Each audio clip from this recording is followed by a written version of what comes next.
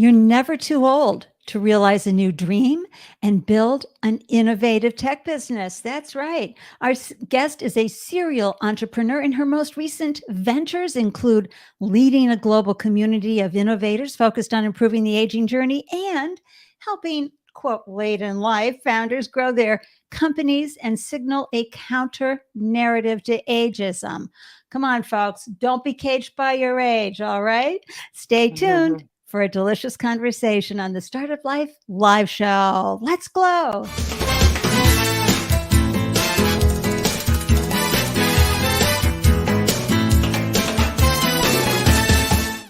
Hello and welcome to the Startup Life live show. I'm your host, Ande Lyons, 4 times founder and startup champion to founders around the world. And oh my gosh, I am in such awe and wonder of all you founders and everything you do every single day, because having raised 4 businesses of my own, I know the challenges that you are facing so bravely and courageously with your incredible tenacity and persistence and resilience. And I am just cheering wildly for you right here, because I know there are some moments, and this can happen within a day, where you're popping the champagne, you're feeling like, yes, I'm a winner. We're the most amazing. And then boom, right? Something goes wrong. You're like, oh, and then you're crying into the champagne. It's all part of that wonderful roller coaster ride, which is why we have to somehow find our equilibrium right there in the middle, right? A big yoo-hoo to live viewers. Hey, thank you. Be sure to comment in the threads, and a hearty welcome to the replay viewers on the video and podcast listeners. I know you are going to grab some gems from this conversation today. It's going to be amazing with our guest. And here's the scoop. By carving out time right now to listen, whether it's 5, 10, 20 minutes or the whole hour, you are going to get the gems that are going to up your founder game. And you're going to find, wow, as I do better, woohoo, my startup does better. So I'm thrilled and grateful that you carved out time to tune in. If you're watching from YouTube, be sure to, here's the right one, subscribe and like that bell. And also like the video itself, because it helps us reach more folks. And how do you know when we post a new show? Well, join the Startup Life Live meetup group. That way you get an alert whenever I post a new show. And of course, the links are in the show notes. But for those of you listening, it's bit.ly/Startup Life Live. Live is in all caps. But this is a great opportunity to see who I'm having on. It might be a guest who's in your industry. You want to glean some incredible knowledge from how they figured it out to help you, because founders, you have to ask for help, right? That's the biggest key to success for founders, is to not hang out and, gee, I should have known that, or I should know that, and the shame that you feel like, why don't I know that? And just ask for help. Because when you ask for help, you're giving someone else a gift. That's right. Just nothing feels better than when you can help someone, right? You know that feeling when you've helped somebody out and given them some advice that helped open a door or added wind to their sails. Well, when you ask for help, that's what you do for someone else. So I'm just throwing that out to you as, we'll just call it some Andelicious advice. I am so excited to introduce you to our guest today. I'm just not even going to wait another second. I'm going to dive right into her bio. Let me throw a little artwork up on the screen so you can know who I'm chatting with. It's Danielle D. Duplin. She's the founder and president of FreeWind Productions. She's an award-winning public speaking coach. She's an executive producer of strategic innovation programs. She's a beloved mentor and pitch coach to hundreds of startups and scaleups, many of which have raised millions of dollars and won Best in Show challenges. She's loved throughout the Boston community, I can tell you that right now.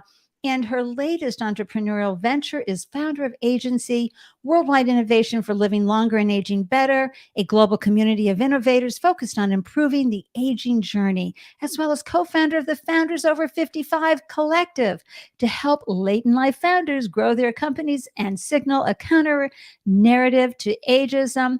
Oh, yeah. Plus, she just came back from CES, and she's got a ton of stuff she's going to share with us from the world of technology and innovation. Let's bring it to the screen. Welcome to the show, Danielle. The crowds are roaring. Thank you, Andy. Wow. Thank you so much for having me. This is so much fun, Oh, really. I'm Thank so you. happy that you're here and you're joining us today. Tell everybody where you're hailing from. I'm here in Boston, Yay, the greater Boston area. It's yay. in my home in Melrose. Guys, I can wave to Danielle. She's that close practically. It's such a treat to have someone on that's also local. We do so much work virtually, right? And so to have this opportunity to chat and share with the world and know that you're right around the corner, I can give you a hurl, a hug in real life. It's just so delicious. So, I love that you were recently at CES. And folks, here's a beautiful Yeah. collage of when Danielle was at CES. And I know that you, oh my gosh, 22 panels. Is that what you told me that you were Yeah. hosting here? Yeah. So CES, as you know, one of the largest tech trade shows in the world, like all other in-person events, had to go through its COVID reset. And so it was so thrilling that well over 100,000 people descended to Vegas just a couple of weeks ago, to really learn about the latest and greatest in tech and see how it's being applied, and to meet and greet startups and innovators from all over the world. So Oh my I gosh. partnered with AARP and the AgeTech Collaborative, and we went large. AgeTech Collaborative is making a stand. Like, AgeTech has arrived. That was a 7,000 square foot booth that you Oh, saw. and We look at this. featured, I love this yeah, Age Tech After Dark. yeah, yeah. So isn't that fun? So we had this massive presence with startups. We had super fun at the bar at night. We had a pitch fest with Ken Jeong as the featured, Oh, MC. He's so hilarious. We had like Seth Rogen and his wife talking about brain health on stage. So bringing, the arts and tech together with his oh, Hilarity for Charity initiative for Alzheimer's disease. We had luminaries like Steve Case come and do book signings and hang out with the entrepreneurs and oh, give some this is great advice. wonderful. I'm feeling But FOMO. I yeah, really am. Fear of missing yeah, out right now. oh yeah. But the whole idea was, yeah, and I emceed 22 live sessions on all aspects of age tech, and our whole goal was to signal to the innovation community writ large that age tech is a category worth spending your career on, and worth investing in. And, because aging is living, we're living longer, but we're not necessarily aging better. And aging crosses into every single sector. So every sector at CES plays a role, autonomous vehicles, the latest and greatest in TVs and other kinds of devices that we use to connect with the world. Well, listen, Um, Danielle, yeah, describe age tech. What does that really mean for those tuning in and going, all right, we've got so many tech acronyms out there. What are we doing with age tech? What does that make it different from just health tech? Yeah, so HTech is more of an umbrella term. So HTech does in fact include health tech, med tech, biotech, FinTech, right? Because um, we all want to age well, and we're all on a different aging journey, and we're going Right. to need a little help along the way at different aspects of our lives. Right. So in some cases, the help you might need might have to do with housing, and like transforming your home into a smart home, so it could, like, the home that you love can love you back, or the context of your home and your community in a smart city. How does the city show up with resources for older adults to get around more readily? It might show up as transportation or Right. mobility. So HTech is where, technology meets longevity, and as AARP likes to say, shake hands and change the world. Yay! I Yeah, love that. And you know what? yeah, Someone just followed me on Instagram. It's a new company, folks. It's called Boomer Rumors. And so what they're doing, I think I have the name right. I may not have it completely right, but what they're yeah, doing is, let's say you want to stay in New York City, but you can't afford to stay in New York City. mm, Well, they're getting buildings where they can get maybe a whole floor and everybody comes in. They're doing special ways where you can share services and overhead and all of these other things, as well as a big home in a town that you want to stay in, but you don't want to totally. go into quote senior housing that they've been so kind to develop. But again, Mhm. they're setting it up so a lot of the pesky details are covered, as far as Yes. how does everybody share expenses and what are the rules of engagement now that we're roommates, right? And Yeah. isn't that And great? that So, It's fabulous. It's fabulous. And, they're doing something like that in the UK where there's all these post-World War II homes that were built, all with the same blueprint. And a lot of people have aged in those homes and they love their communities and they don't want to leave, but the homes are not suitable for their, mobility needs and so forth. Plus, they're very, very lonely and could use some extra income. So the government put out blueprints to renovate the homes so that the top floor could be an apartment for a younger person. And the person gets to stay in their home. But here's the catch. You get like a discounted rent by staying friends with each other, right? So that, right? So it really handles like so many concerns that we all care about, right? How do we care for one another? How do we stave off loneliness, which we could spend the whole hour talking about that, and earn a little extra income. So I think, rethinking, reframing, reshaping just how we live, which is the mark of an innovator. And that's why and it's especially an exciting space. Things that you hold in common as well. There's a lot of people really into clean tech. So they want to live in a community where they're sharing, how to keep, carbon free practically. So there's so many ways of doing this. And I just get very excited because, what society tends to throw out about aging is anti-aging. And folks, you're aging from the day you come out of the womb. Right.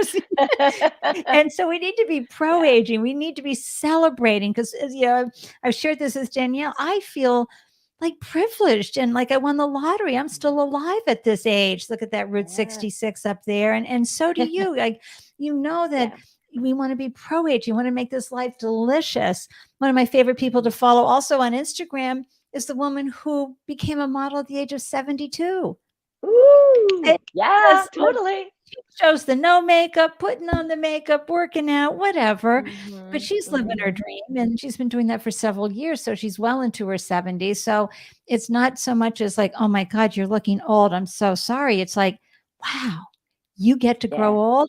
And what does that look like? And even the word old, Danielle, and elder, and the way that society depicts what aging should look like, hunched over, a mop of gray curls and feeble and shaky, so I'm excited to see how age tech creates, a better longevity because, our parents live a lot longer than folks are living now and making it so that you're healthy and vibrant well into your 70s, 80s, and 90s.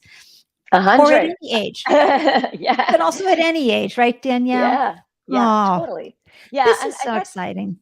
It is super exciting. And, that's the whole thing. You said it right on. Like, we have to embrace our age, whatever age we're at. Like, just cherish where you've arrived, what you've accomplished to this point. I mean, there is a journey ahead. And there are things that we all can do to have own self-agency to improve our own aging journey. And that's why I'm so excited about all this innovation, because I don't believe that tech is going to save us, right? But it's how we embrace tech in new and creative ways. And we say at Agency, we have 3 core principles.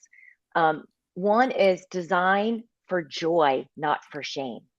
So, you said it, like, we have sort of this narrative about like the beauty or lack of beauty as we age, but we want to change that. Like if you're an innovator and you're creating a product or a service, like, don't make it gray, just because it's for an older person, give it some bling, or, go forward, many, like a super high percentage of people refuse to wear hearing aids because they feel ashamed.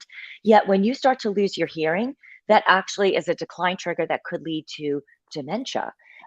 So why not make the hearing aids fabulous, like jewelry, or just remove the stigma, just like remove the stigma. Oh my gosh. And the way they've got them, you cannot tell. You just can't tell. Plus, we're wearing things in our ears all day long anyway. So what's the difference? I love that. And, first of all, what you said about design again, design for joy, not for stigma. Not for stigma. Yeah. Okay, folks. So, wait a minute. No. I got to tell you, this is a moment, and Brent is absolutely right. That's a stitch that on a pillow. When you see that, that's hilarious. I love it. Thank you for that, Brent Manuel. Let me just say a quick hello to Brent. He Canada almost every show, loyal fan, and he he's neurodiverse, but he's a huge advocate for disability and always reminding us Yeah. disability is innovation at whatever age you're at. And we all need a seat at the table.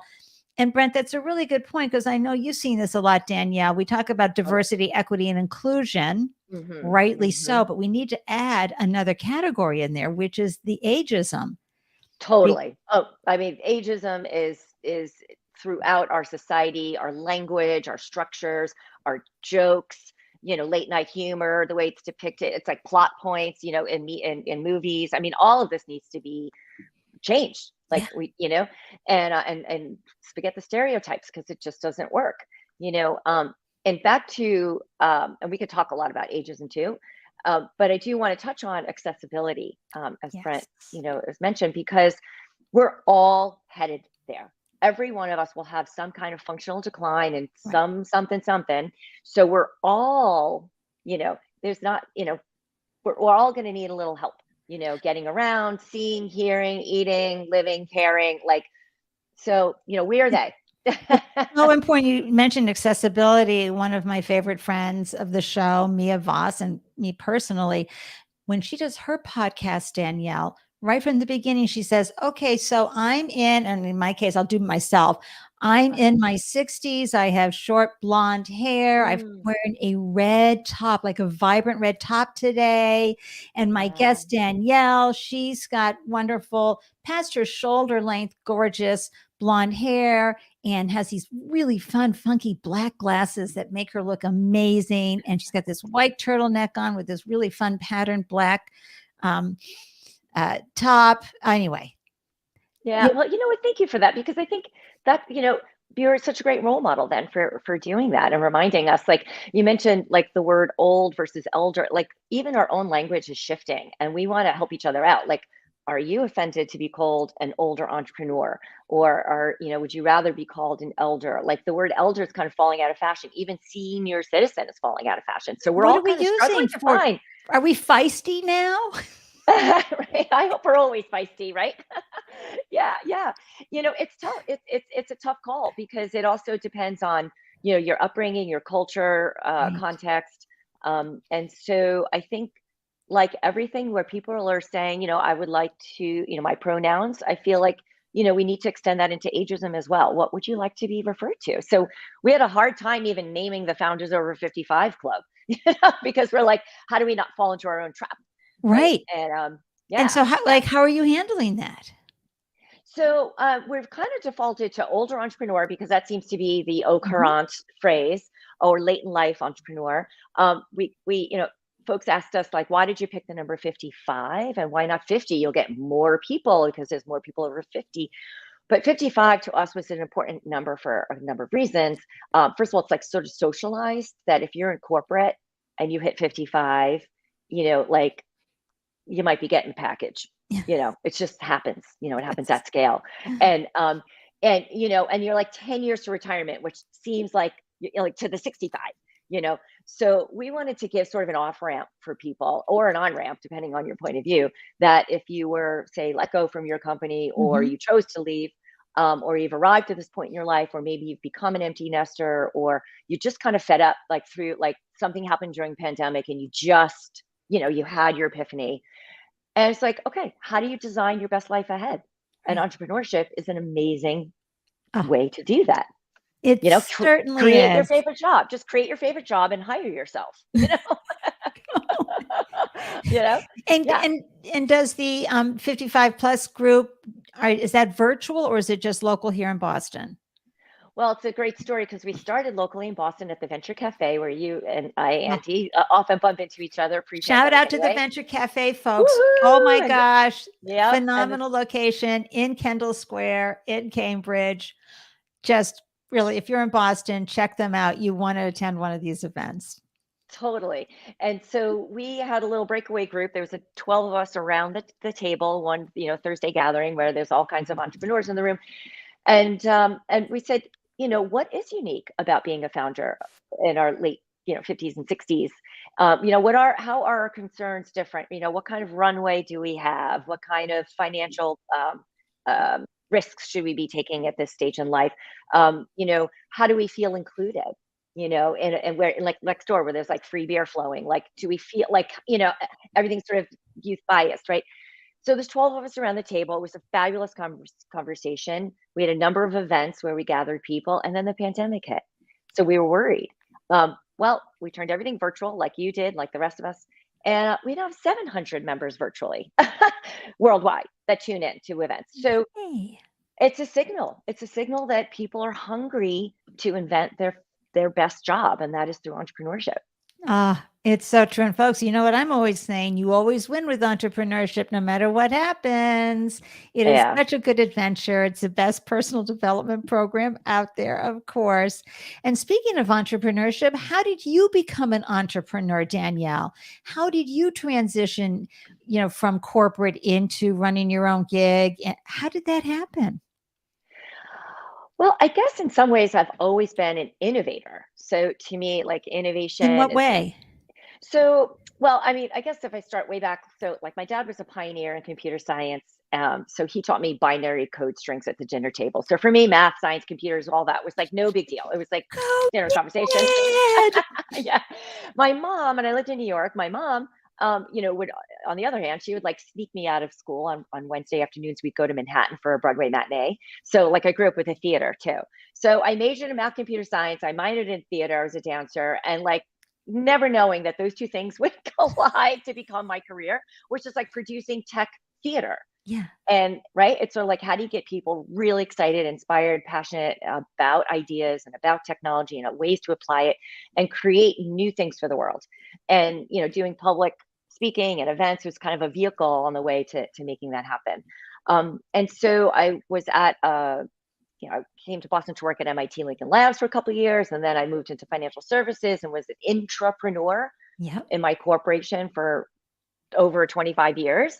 So always applying tech to launch a new line of business, or applying tech to, break into new markets or something. So for me, it was always the apply technology to achieve a business goal. That was like the through line. With a And so now I little teach it. vavoom because you Yeah, had a little. yeah, yeah. And then when we launched the Center for Applied Technology, which was an interior innovation lab inside this big company, like our goal was to be contrarian thinkers. Our goal was to go off roadmap. Our goal was to take the big risks and the big swings and to look over the horizon. And so part of that was to bring in all these fabulous, brilliant speakers to like inspire us. And so I wound up producing like thousands of events on innovation. And so that led to doing a TV show on innovation for the company. And then that led to doing TED Talks. We had one of the very first TEDx's ever. We had TEDx Boston. And so, And this you whole helped with idea that, that, Danielle? You helped that oh, first. I was the co-founder. Yeah, yeah, Oh my gosh. And where were those yeah. held in our beautiful city? Were they at one of Right. the Well, universities? the first one happened during the whole economic downturn in 07, 08, 09. So Mhm. we launched in 09. And, at that time, the city was a sad place, like financial services in the doldrums, like Yep. people were very, it was tough Conservative. times, Yeah. very conservative, very Yep. conservative. So we all needed a lift. We all needed a Yes. lift. So I said, I have an empty stage. I have a great staff to put on events. Like, what can we do? And so at that time, that's when TED launched the TEDx concept. And they said, gather a few people around, show a TED video, and have a conversation. And I was like, whoa, we're in Boston. They're brilliant people. I look left, look right. There's brilliant people Where everywhere. do I We're doing live begin? theater. We're doing live theater, and so worked with a great team at FCAD and some other folks, and put on a live show that changed my life, and changed the lives of the people who spoke, changed the lives of the audience, because we just went on for the next 6 years. We had over 20 million views of the talks, and people's careers were catapulted into the stratosphere, changing Okay. like the world. So it just like, Mm. and so now I coach public speakers because now I just love that journey, Why? watching Why do you like, love the whole public speaking and taking someone and helping them nail whether it's a 10-minute TEDx speech or in front of a crowd that they need to speak? What makes your heart sing about that journey?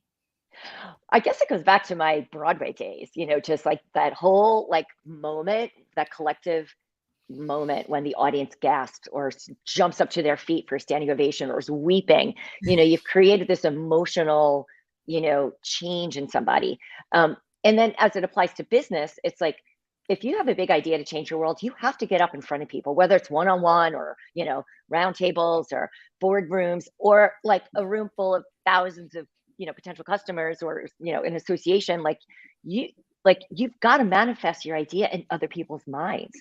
I mean, there's tremendous power with that. You have to be very careful with that. And there are ways to do that that could resonate like forever, and people are hungry for content, well delivered, quality delivered. And if you put the time and effort in to produce, your talk, the audience will lean in so hard. They will love you. They will they want to learn. They want to, learn from you. Right. And so it's this beautiful exchange of humanity. And I think it's through stories and words. I mean, this is really how we change the world. Oh my gosh, I'm having an Andy-licious moment, everybody.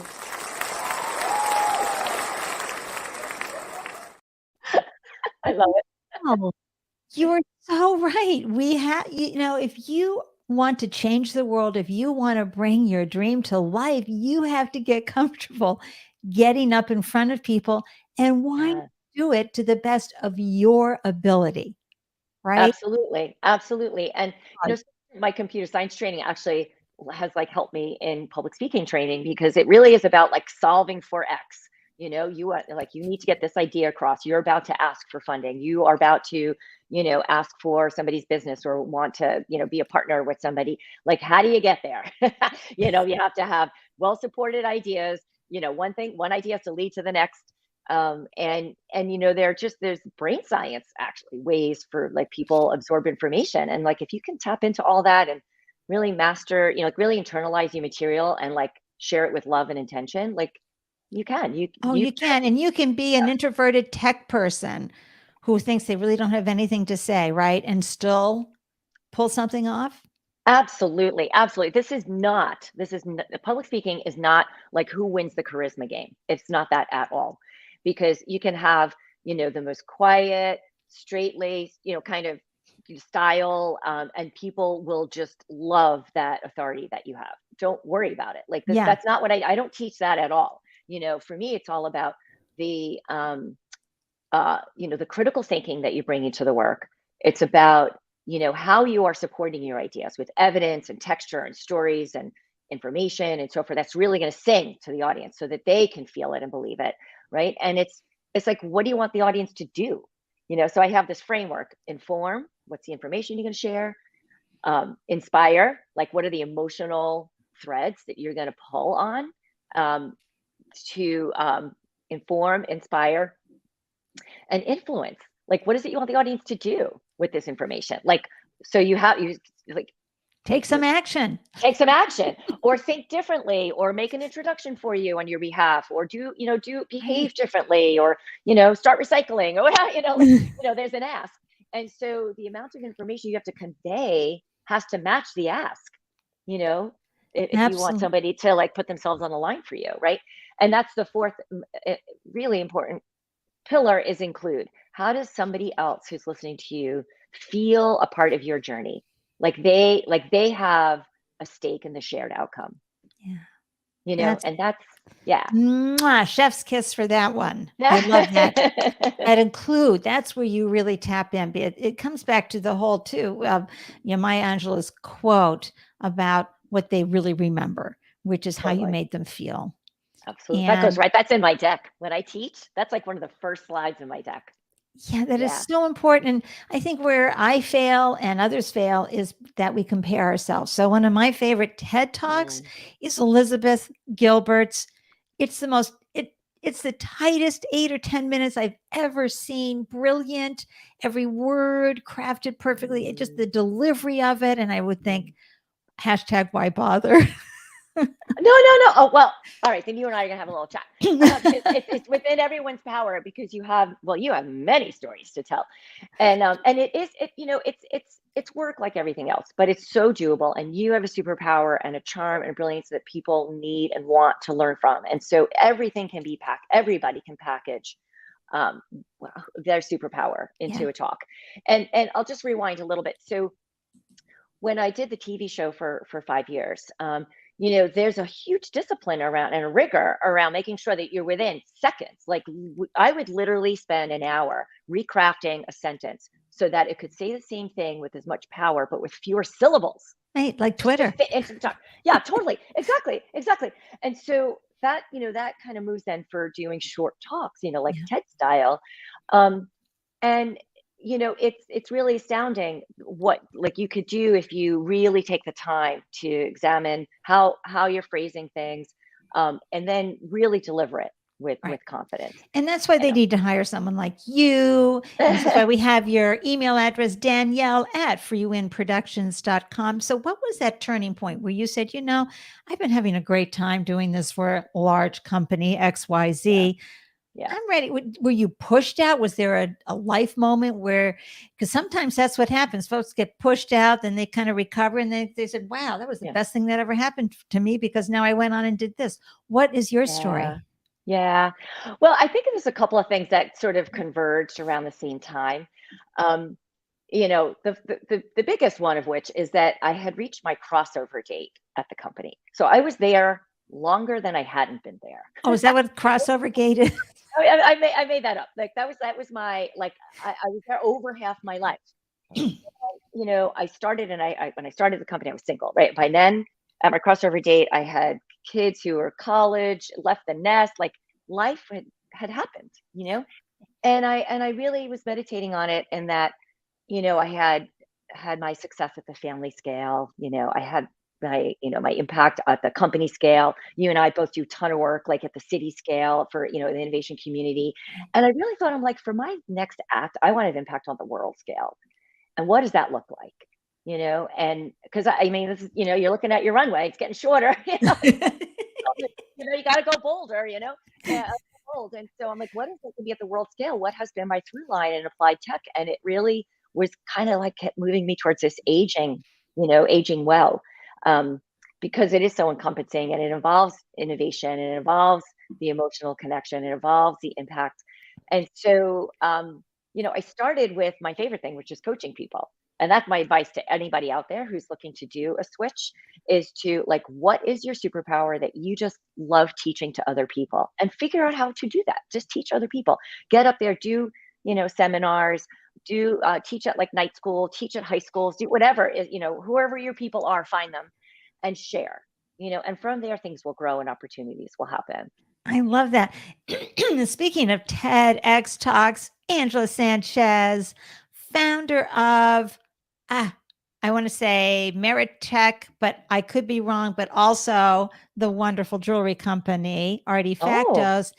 Angela, put the name of your incredible new app for construction and bringing diversity into hires for constructions, the big construction sites. I'm drawing a blank on it, but Angie, you did a wonderful TEDx talk. And so you had to craft it. Plus you did a 1-minute elevator pitch for where you actually rode an elevator and came out at the other end. So you know what it's like to craft when you only have so many seconds in a real elevator ride coming up to the top. We did that at my company. We said, all right, let's just put this elevator pitch to work. So we had this one event where we had our CIOs literally in the elevator banks, and it was a 14-floor building. And so we had people like get on at the first floor, and you got to the 14 and you had to have had your pitch with the CIO. So it was a lot of fun. Thank you, Angie. Everyone, it's MergeTech, MERGE-TEK. It's an app so that, and making it easier for the big construction companies to hire those diverse contractors, okay? Oh, that's awesome. That normally look at those big scale productions and go, how do I ever get in there? Meanwhile, that construction company needs folks like that. So, and go check out and connect with Angela Sanchez as well on LinkedIn. She's an amazing founder.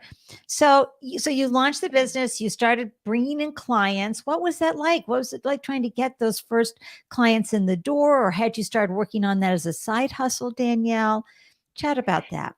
Yeah, so it did start as a side hustle. And the thing too about being an early entrepreneur is like what you say yes to, because the tendency is to say yes to everything because you never know which client is going to stretch and grow you and so forth. And so I definitely, said yes to like everything. So if somebody said, hey, could you come and just like speak at my, my association or this women's group or whatnot? Yes, I can, and then you also scurry and put together, an hour-long talk. And then a friend had asked me, hey, could you teach a workshop for a half day to my clients about putting together a great talk? I'm like, yes, and so then I stretch it into a 3 hours worth of material.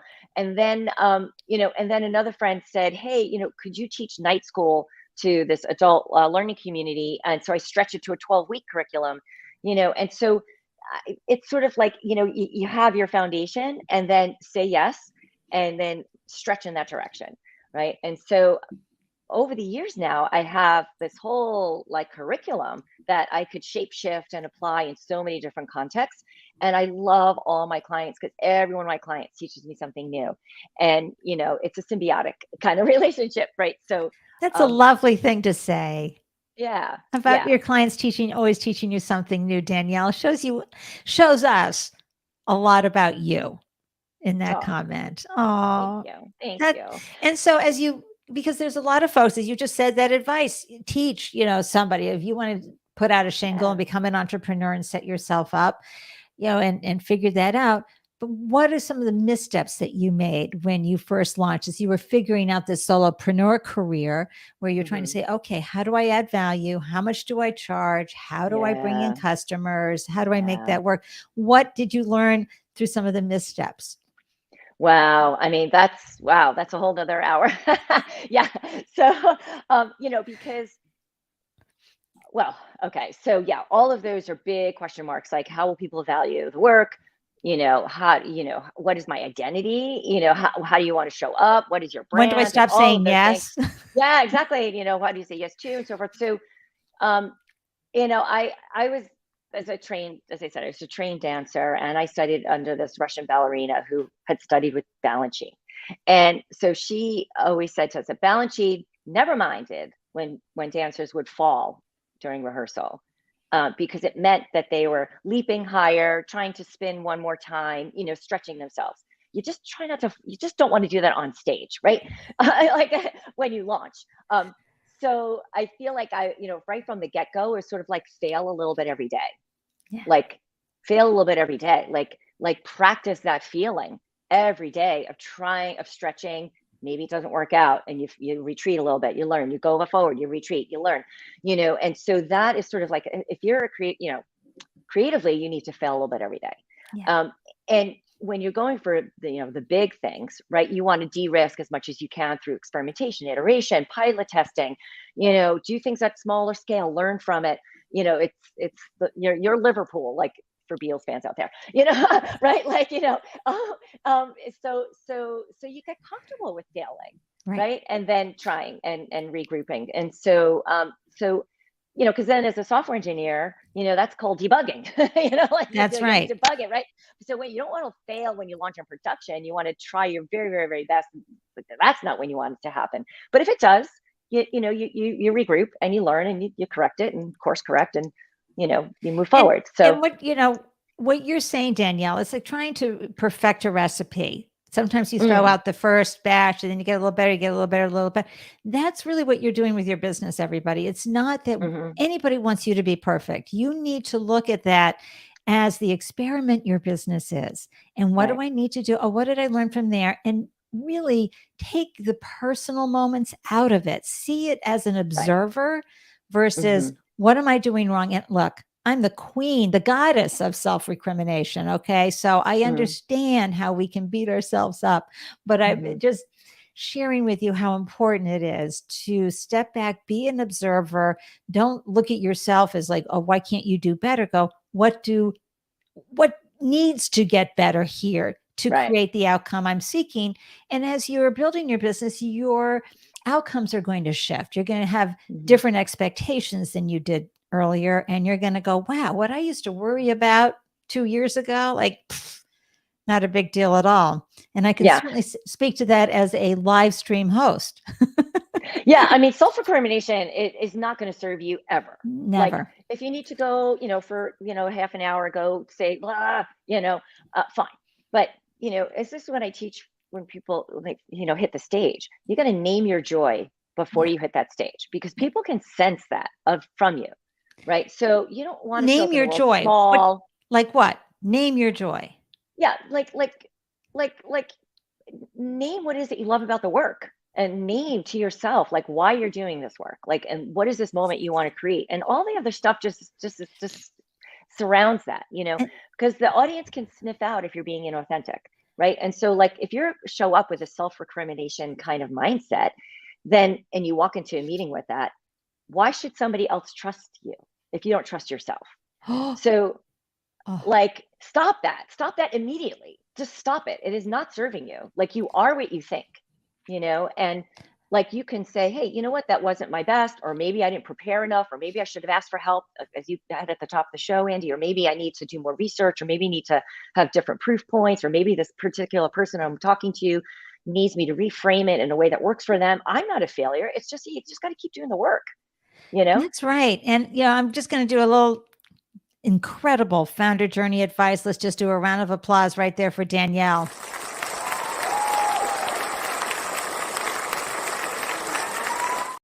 If you don't trust yourself, how can anybody else trust you? And so that even trust yourself, so that even if things go wacky and crazy and missteps happen and you're like, what the, you got to trust yourself to figure it out. And folks, you're founders because you're great problem solvers. That's totally core ingredients you all have. And if you trust yourself to know that you can solve that problem, then no matter what happens, you'll figure it out. You'll get better at asking for help. You'll get better at finding the resources you need. Because, as Danielle said, you're getting up every day with that named joy, that why you're in your business. So I just have goosebumps all over me, Danielle, for that.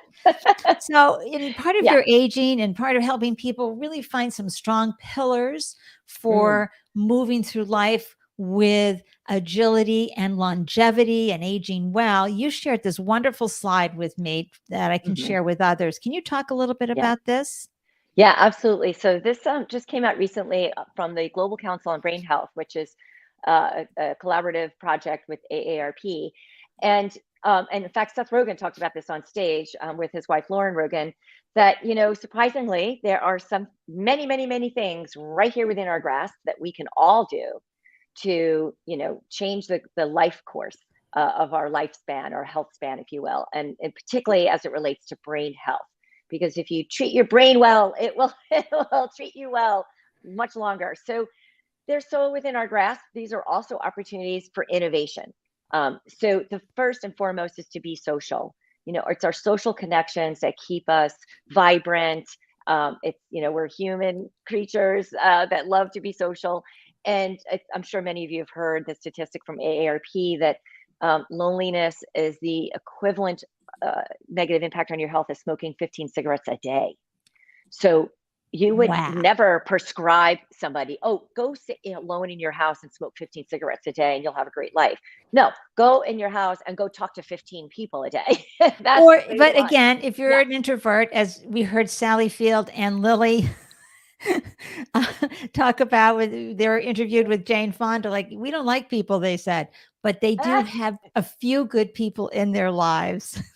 Yes, exactly. And so Lily Tomlin, and so, I think that's important to remember. You don't have to be like me. I look at a room full of strangers and I rub my hands together and I'm in nirvana. If that is too much, being social is having that one good friend you can have a conversation with you. Or my good friend Sudi has someone come into her home once a day. That's part of her long care health insurance that she purchased years ago. And it's so like, and governments are really responding to this. Like in the Netherlands, they're now training grocery clerks who on the grocery line, to have extra long conversations with older folks who might seem a bit lonely, because it might be that shopkeeper is the only person that they actually do see throughout the whole month. Oh my gosh. I have to do self-checkout, I love that. Something Fear said. I just have to do a quick shout out to my good friend, Nancy J. Gray. Let me see if I can get this to pop up. Oh, it's not popping up. Nancy J. Gray, you know that you are the best at creating conversations with people at the checkout line. You may need to be it's so important. I love that. Okay. Yeah. So next on this list. Engage your brain, right? So this is learning new things and really learning new things. So yes, you could do the crossword puzzle and Sudoku, but what that is a lot of recall. what you want to do is maybe do that crossword puzzle in a different language, or right. That's a challenging. Or learn to sing your favorite song, but in a different language. Like always learn new things. Managing stress. Oh, wait a minute. I just want to talk about the learning new things, folks. Oh, It could yes. be, it could be a new dance step. You might want to take up salsa. You might want to Mhm. go on Duolingo and just start learning little bits of language of maybe a country you wish you could visit or to always hope to visit, and maybe just in your imagination. It can be using your hands in a different way.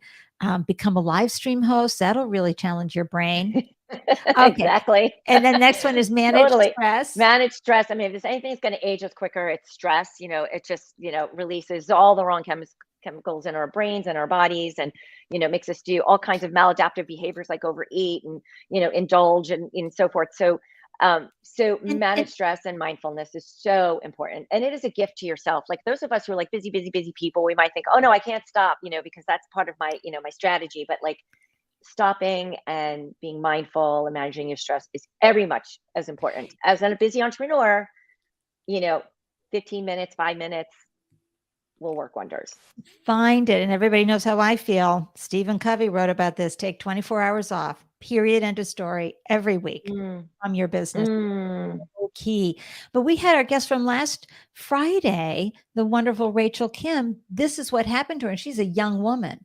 And she mhm. was really on her way to the top in corporate. I mean, in a really challenging corporate environment. And boom, her gray matter just blew up.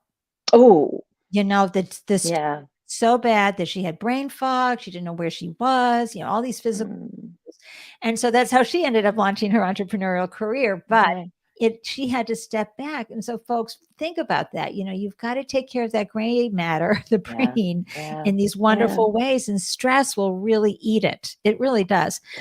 Yeah, one of the tricks that I do is like mindful eating now, especially like we're at home, Oh, and so there's not a lot of breaks. You're not like going out for lunch right. necessarily. So if I sit down, have a meal, I put all technology away, look out the window. You want to do horizon gazing, so our brains, are focusing close in. Our computers, you have to look in the distance. It helps to collect all the thoughts. Wow.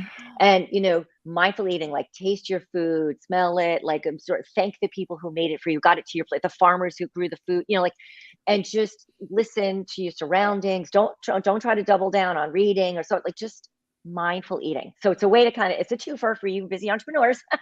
you know you have to eat anyway, but like stop what you're doing and just mindfully eat. Especially those of us who love to listen to a podcast while we eat or watch. Yeah. No, That's that's yeah. Or walk in nature. That's one of the other, like, absolutely take a walk around the block. And that really goes to the ongoing exercise. Keep moving throughout the day.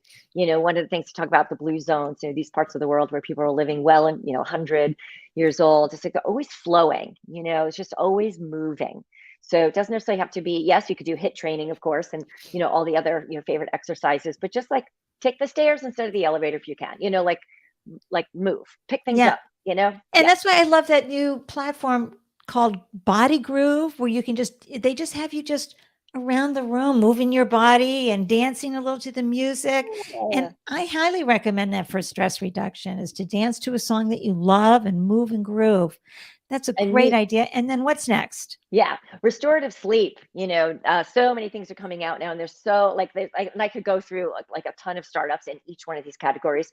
Restorative sleep, we're seeing obviously a lot of trackers and things like that. But the objective here is to get like restful sleep, deep sleep. And do what you need to do to like kind of hibernate in your environment. With whether it's eye masks and noise barriers or temperature regulating, but you deserve to get sleep. And it used to be that, busy CEOs would brag about how little sleep they got. And it's like, no, it impacts, Glorification. can't do that. Nope. Because it Nope. impacts your decision making, creativity, inhibition, like all kinds of things. So And the get your mask rest. And the mask is a really great idea. And folks, try this for an exercise. Leave your smartphone in another room and don't bring it into the bedroom with you. And we don't have TV or smartphones in our bedroom. It's so key. And especially if you're with, if you have a partner you want to spend time with. And then we have finally, Yeah, eating well. Eat nutritious, delicious food. um, and fruits, vegetables, like all the good things. I mean, there's so many good, tech out there to help Yeah. you like select good foods and Yeah. keep track of what you're eating. And you know, it's if you think about it as an entrepreneur, you would think nothing of investing money, time, resources for the best technology to run your back office, or the teams. You would spend the money to get the best quality, spend the time and money to like invest in you and your body, and your Oh, brain, and it'll serve you forever. absolutely. Yeah. Danielle, one of my goals as an aging person is to reach a point where I actually go, I want to eat out at the bar like 4 nights a week for this Okay. for the social experience. Yeah. Because like I've been cooking my whole life for a family and everybody, taking a break, but really it's a combination of eating healthy, because I'll only eat someplace, of course, that's serving delicious, healthy food. But Right. think about all the action that happens at a bar, Mm, right? totally. It's at the bar of a restaurant, of course, but you're Yeah. sitting there and you're hearing the conversations. You can get involved in a conversation or two, but it's very social. And anyway, one of my life goals, for what it is worth. And I speaking of love it. life goals, what does success look like for you at this stage? For you and your business, and these wonderful, you have two entities that you're moving forward with, Agency Yeah. Inc. and later in life, 55 Plus Collaborative. What does Yeah. success look like? And you're seasoned enough to know that Mm, you got to use your own measuring tape. Talk a little bit about that. yeah. Yeah, I think, and I don't want to sound trite about it, but it is about being in that flow state. I think, at this point in our lives, we have some choices, and I choose not to be in certain environments that just don't serve my flow state, right? Like I Right. want to be able to contribute, and I want to be able to be creative, and to really help people. And I love the feedback loop. Like for me, the feedback loop is the gas. It's like when somebody comes back from a big gig that they said, I nailed it, and I was like, yes, so like that just keeps me going. And seeing people really like achieve their goals is so motivating. So for me, it's like, what does it take for me to be in that flow state? And you know, And yeah. and you spoke earlier about how your vision is shifting more and shifting more, and I know you mentor companies, and in fact, Mm, Danielle's beloved locally as well mm, as globally thank you. as a Thank you. mentor. Yeah. How do you want to bring your work more to the world, Danielle? Oh, wow, that's a beautiful question. Um, I think, it's interesting because I love both scales, like working one-on-one with people, right? Because I get to Yeah, really learn what they're working on, and then together we can craft like this messaging and so forth. So that one-on-one is so satisfying and gratifying. And then I love this platform of age tech, where you can influence and impact millions of people potentially right. by getting these innovators in front of super large crowds like at CES. And so, I'm looking for like the different scale of stages, if you will, to get people on that Sure. stage and in front. And so how Um, did you get to yeah. be a moderator for 22 panels? I mean, somebody had to say, we want her, so you had to make Yeah. sure that you let people know you were up for that. Yeah. It's interesting because I think like you, Andy, as a podcast host, you do so much prep work working with speakers. And I prep my speakers, I curate these events, I learn about the speakers, I find them somewhere and then ask them like tons of questions, and the curiosity is like through the roof, loving it. And then you get them to craft like a shorter version of that conversation that they're then going to perform, if you will. And through it all, I realized like having these conversations that solicit and elicit all this great content is something I just love to do. And so that just naturally translated to moderating these Right. conversations. Right. And I've also, gotten some new skills. I became certified in visual thinking strategies, where we like look at work of art together as a group, and have to make meaning from this work of art for which there is no right answer. And so it really is a conversation, and learning from each other. So, Right. I put myself in brand new situations to try and test out, to learn the skill. Yeah. I love that. So that, you get in front of enough people, they're going to invite you And you can ask too, folks, to have a seat at the table and getting that greater reach. It can be baby steps as you go out further and further and further, expand. And then the next thing you know, people are calling you. Yeah. Yeah. And you got to show up. You just got to put yourself out there. There's this meme. I love it. It pops up on my Instagram all the time. It says, if you're scared to do something, just do it scared. Yeah. Like if you're scared to do something, don't say, oh, I'm not going to do it because I'm scared. No, just do it anyway, but do it scared. Yes. If it's important to you. You won't be scared the next time. You won't be scared the next time.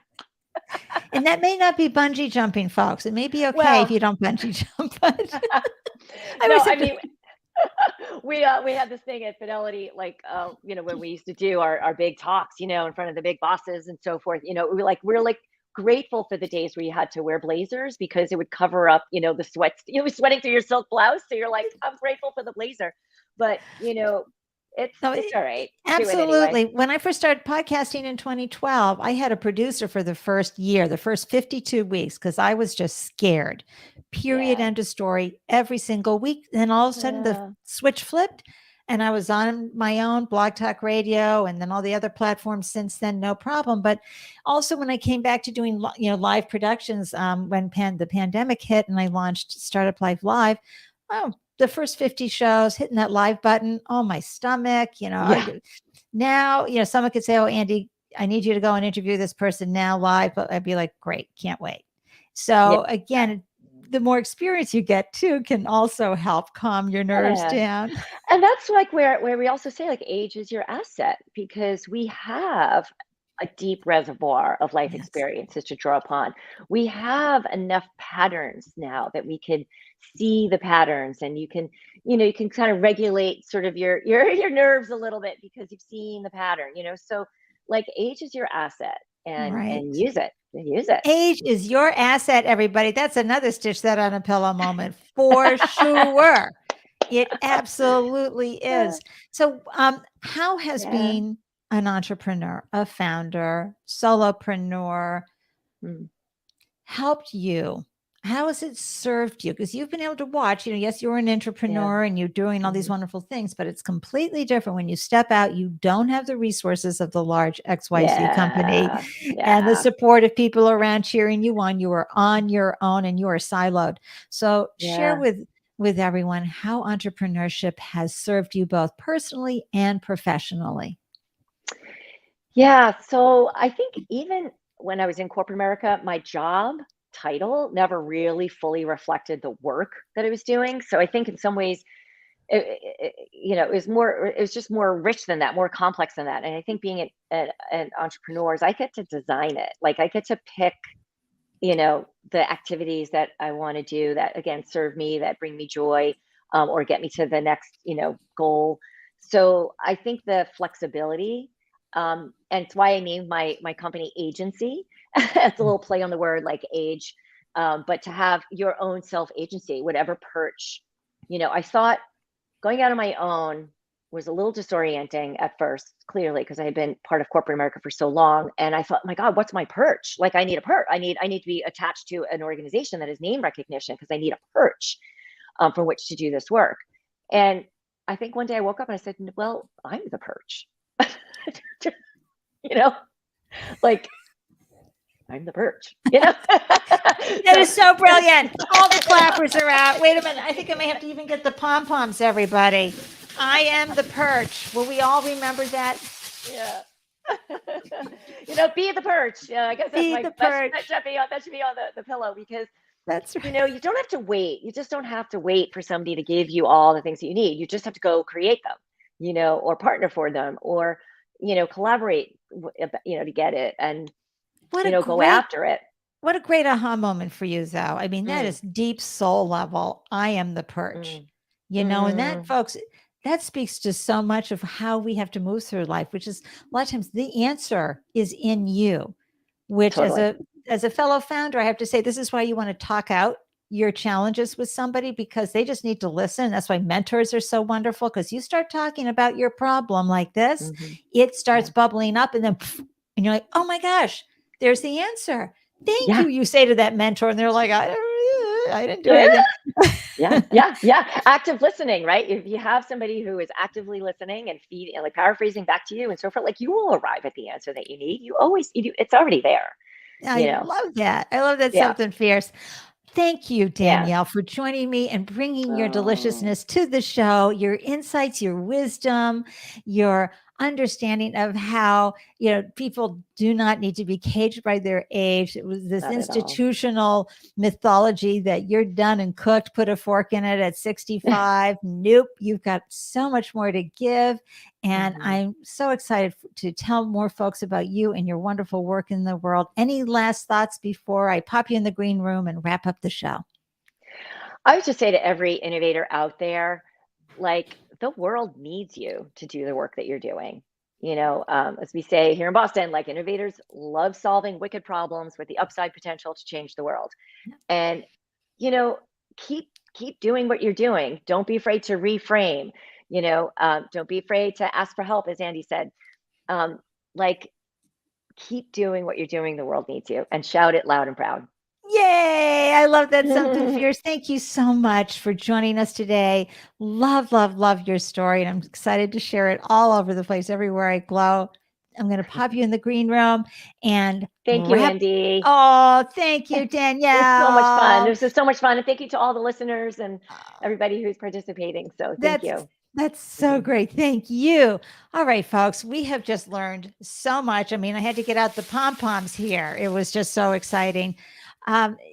Take the wisdom that Danielle shared with you. There's so many great nuggets, but especially as you're aging, I don't care. A lot of people are like, oh my God, I'm turning 30, or oh my God, I'm turning 40, whatever milestone feels like, oh my gosh, I'm getting too old. Use the conversation that was here that Danielle shared to help you age better. And that can be not just physically, but also how you be in the world. All right. Because the world needs you. So let me share with you who's coming up next on the Start of Life live show. Oh my gosh.